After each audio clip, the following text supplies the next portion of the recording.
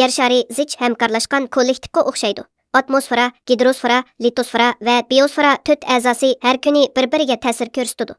Lekin ba'zida bu kollektivda ba'zi zanjirsimon hodisa yuz beradi. Masalan, litosferadagi yanar tog' tuyuqsiz o't chiqib, ko'p miqdorda karbon 4 oksid CO havoga atmosferaga etilib chiqadi.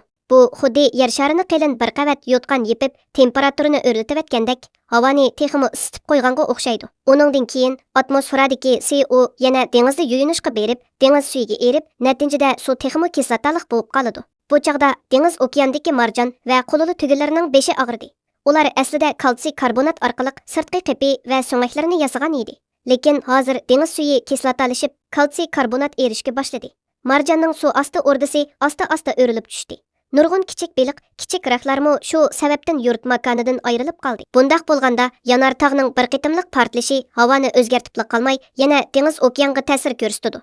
Hatto dengiz okean jonliqlarining mavjud bo'lib turishiga tahdid soladi. Mana bu yer shari chambarak qatlami o'ttirsidagi bog'lanish bir joyda masala ko'rilsa, boshqa joylar uningga agishib ta'sirga uchraydi. Xuddi yer shari nusxasidagi zanjirsimon reaksiyaga o'xshash.